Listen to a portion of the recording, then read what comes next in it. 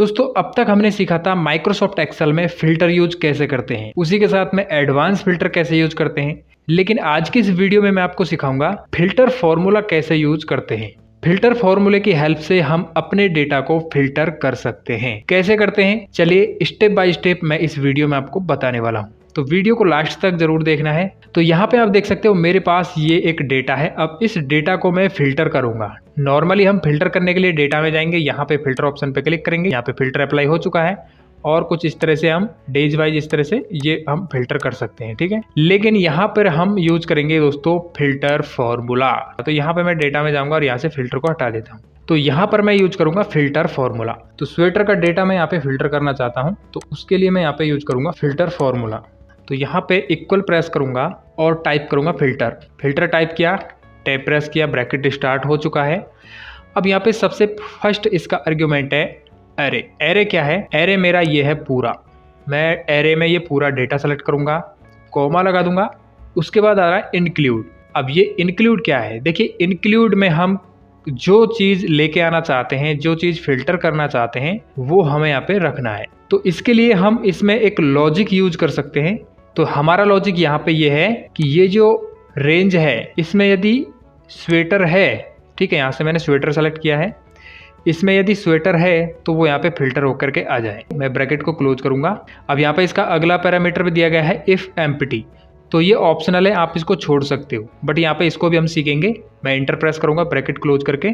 तो यहाँ पे मैंने जैसे ही इंटर प्रेस किया तो देख सकते हो ये डेटा कुछ इस तरह से फिल्टर हो चुका है। मतलब स्वेटर का डेटा मैंने फिल्टर किया था, यहाँ पे देख सकते हो ये आ चुका है, ठीक है। यहाँ स्वेटर की जगह मैं टाइप करता हूँ जीन्स, तो ये देख सकते हो ये जीन्स का डेटा आ चुका है। जीन्स की जगह पे मैं टाइप कर देता हूँ टी शर्ट, इंटर करूँगा तो ये टी शर्ट का डेटा यहाँ पे फिल्टर हो चुका है।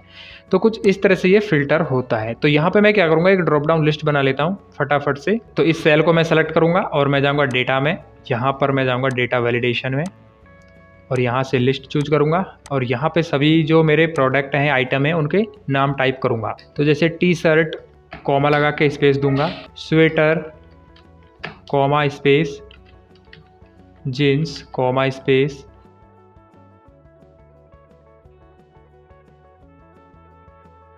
और सिंपल यहाँ पे ओके पे क्लिक करूंगा। तो यहाँ पे हमारा डेटा वैलिडेशन अप्लाई हो चुका है। कुछ इस तरह से ड्रॉप डाउन लिस्ट बन चुकी है, ठीक है। यहाँ से हम सेलेक्ट कर सकते हैं इजीली इस तरह से जीन्स। तो इस प्रकार से हम ये फिल्टर कर सकते हैं। अब दोस्तों यहाँ पे मैं डबल क्लिक करता हूँ तो देख सकते हो ये जो सेल है इसी में ये फॉर्मूला लगा हुआ है, बाकी सेल्स में ये फॉर्मूला नहीं लगा हुआ है।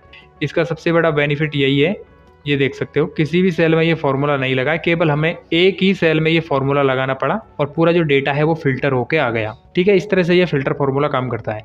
अब मैं यहाँ पे डबल क्लिक करूंगा और यहाँ पे एक इसमें आर्ग्यूमेंट रह गया है, उसको मैं आपको बता देता हूँ। यहाँ पे कॉमा लगाऊंगा तो यहाँ पे देख सकते हो ये लिखा हुआ है इफ एम्प्टी। यदि एम्प्टी रहता है, एम्प्टी यानी कि यहाँ पे कोई ऐसी वैल्यू आप डाल देते हो जो कि इस वाले डेटा में है ही नहीं है, तो उसके लिए आप क्या दोगे, ठीक है। तो ये उसी तरह से काम करता है जैसे इफ एरर काम करता है, ठीक है। मतलब कोई एरर को हटाने के लिए हम इफ एरर यूज करते हैं, तो हमें यहाँ पे इफ एरर फॉर्मूला यूज करने की आवश्यकता नहीं, क्योंकि इसी में ये फीचर दिया गया है। तो मैं यहाँ पे डबल कोट्स में कुछ भी टाइप नहीं करूंगा और ये मैंने ब्रैकेट क्लोज किया, इंटर किया। तो जैसे ही मैं यहाँ पे कोई ऐसा प्रोडक्ट सेलेक्ट करता हूँ जो इस वाली लिस्ट में है ही नहीं है, इस वाले कॉलम में नहीं है, तो ये देखिए शॉर्ट्स मैंने इसमें टाइप नहीं किया है, तो ये देख सकते हो यहाँ पे ब्लैंक आया है। यदि मैं यहाँ पे कुछ टाइप कर देता हूँ, नो डाटा मैंने टाइप किया, इंटर किया, तो ये देख सकते हो नो डाटा आ रहा है। अगर मैं यहाँ पे कुछ भी टाइप नहीं करता हूँ, ये देखिए मैं इसको हटा देता हूँ एकदम, इंटर प्रेस करूँगा तो ये देख सकते हो आप यहाँ पे कैलकुलेशन एरर आ रहा है। तो इस तरह से आप एरर को रिमूव कर सकते हो। मैं यहाँ पे कॉमा लगाऊंगा और डबल कोट्स में टाइप कर देता हूँ नो डाटा, डबल कोट्स बंद, इंटर। तो इस प्रकार से दोस्तों हम ये फिल्टर फॉर्मूला है इसको यूज करते हैं। यहाँ से मैं सेलेक्ट कर लेता हूँ जैकेट, ये देखिए कुछ इस तरह से जैकेट का डेटा यहाँ पे फिल्टर हो चुका है। तो ये था दोस्तों हमारा एक बेसिक तरीका। अब हम चलते हैं और थोड़ा एडवांस लेवल में इसको सीखने का प्रयास करते हैं। तो मैं आता हूँ 2 नंबर सीट पे और यहाँ पे मेरे पास वही डेटा है, बट यहाँ पे इसका कंडीशन थोड़ा अलग है। मैं इनको डिलीट करता हूँ। यहाँ पे मैं चाहता हूँ कि पहले आइटम फिल्टर हो जाए, उसके बाद डेज वाइज फिल्टर होके आए। जैसे कि यहाँ पे मैं कर्सर को रखूँगा, डेटा में जाऊँगा, फिल्टर पे जाऊँगा, तो यहाँ पे फिल्टर अप्लाई हो चुका है और पहले मैं यहाँ पे आइटम्स को फिल्टर करूँगा, यहाँ पे अनसेलेक्ट करके। जैसे मैं यहाँ पे जीन्स को कर लेता हूँ, ओके करूँगा उसके बाद यहाँ पर मैं ये डेज वाइज फ़िल्टर करूँगा। तो यहाँ पे हम इस तरह से फ़िल्टर करते हैं ना इसको, तो अब हम इस तरह से फ़िल्टर करना सीखेंगे। मैं कंट्रोल जेड कर रहा हूँ और यहाँ से मैं फ़िल्टर को भी हटा लेता हूँ। उसी तरह से हम यहाँ पे फ़िल्टर करेंगे। तो यहाँ पे मैं इक्वल प्रेस करके फ़िल्टर टाइप करूँगा। एरे में ये पूरा डेटा सेलेक्ट करूँगा मैं, कॉमा लगा दिया। अब देखिए इसमें हमें 2 कंडीशन देनी है। तो मल्टीपल कंडीशंस हम कैसे देते हैं फ़िल्टर फॉर्मूले में। यहाँ पे मैं ब्रैकेट स्टार्ट करूँगा और मैं चाहता हूँ कि यहाँ पे ये आइटम्स हैं, ये फ़िल्टर होके आए पहले, तो मैं ये पूरे आइटम्स सेलेक्ट करूँगा, ये पूरा कॉलम, और इक्वल प्रेस करूँगा और इसे सेलेक्ट कर लेता हूँ। ठीक है, यानी कि इसमें इस रेंज में से यदि कोई जैकेट है तो वो यहाँ पे आ जाए। मैं ब्रैकेट क्लोज करूँगा। उसके बाद में ये एस्टेरिस्क का जो सिंबल होता है इसको मैं यूज़ करूँगा, ब्रैकेट स्टार्ट। अब मैं यहाँ पे डेज वाइज फ़िल्टर करूँगा इसको। तो यहाँ पे मैं ये पूरा कॉलम सेलेक्ट करूँगा डेज वाला और इक्वल प्रेस करके मैं इसे सेलेक्ट करूँगा। ठीक है, यानी कि इसमें से यदि कोई मंडे है तो वो यहाँ पे फ़िल्टर होके आए। ब्रैकेट क्लोज करूँगा। उसके बाद आप यहाँ पे इफ़ एमपीटी में क्या रखना चाहते हो तो मैं नो डाटा कर देता हूँ यहाँ पे, ब्रैकेट क्लोज और इंटर। तो यहाँ पे हमारा डेटा है वो फ़िल्टर हो चुका है। जैकेट मंडे को कितने सेल हुए हैं वो यहाँ पे आ चुके हैं। उसी तरह से मैं यहाँ पे चेंज करता हूँ, जैसे थर्सडे में यहाँ पे करके देखता हूँ, इंटर। तो ये देख सकते हो नो डाटा आ रहा है, मतलब जैकेट है वो थर्सडे को सेल नहीं हुआ है। जैसे जैकेट है मंडे को सेल हुआ है, ट्यूसडे को, वेडनेसडे को और मंडे को। ठीक है, मतलब यहाँ पे थर्सडे को जैकेट सेल नहीं हुआ है। यदि यहाँ पे मैं कर देता हूँ दोस्तों जींस, इंटर करूँगा तो जींस में यहाँ पे जींस है वो कुछ इस तरह से फ़िल्टर होके आ चुका है। तो आप इस तरह से फ़िल्टर कर सकते हो। ठीक है, यहाँ पे आप डेटा वैलिडेशन लगा लीजिए, उसके बाद आप इस तरह से सेलेक्ट करके भी कर सकते हो। तो ये आपको समझ में आ गया होगा। अब हम अगला मेथड यहाँ पे सीखेंगे। तो यहाँ पे देख सकते हो अब मेरे पास ये डेटा कुछ इस प्रकार का है। अब इस डेटा में से मैं फ़िल्टर करूँगा कैसे। यहाँ पे मैं डेट वाइज डेटा को फ़िल्टर करना चाहता हूँ। जैसे 2 जनवरी 2024 से 11 जनवरी 2024 तक के बीच का जो डेटा है वो मैं फ़िल्टर करूँ, तो उस तरह से भी हम इसको फ़िल्टर कर सकते हैं।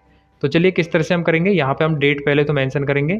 तो मैं इसको डिलीट करूँगा और यहाँ से कॉपी कर लेता हूँ इसको, कंट्रोल सी, और यहाँ पे इसको कॉपी करूँगा।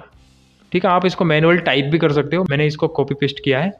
तो यहाँ पे मैं इक्वल प्रेस करूँगा, फ़िल्टर टैब प्रेस किया।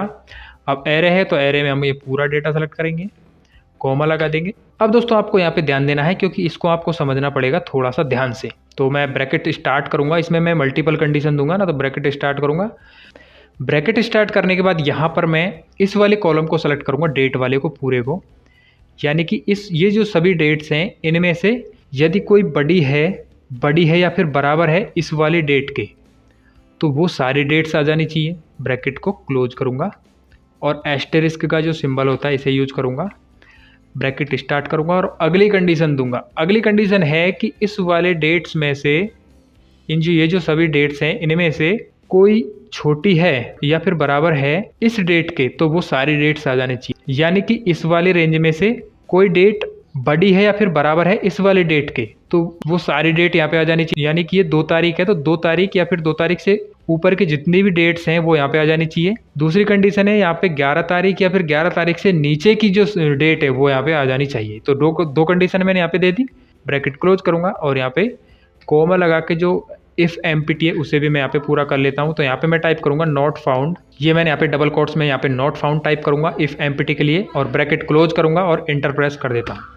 तो आप देख सकते हो यहाँ पे हमारा डेटा है वो फिल्टर होकर आ चुका है। ठीक है, मतलब ये 2 तारीख से 11 तारीख के बीच का जो डेटा मैंने फिल्टर किया था वो यहाँ पे इस तरह से आ चुका है।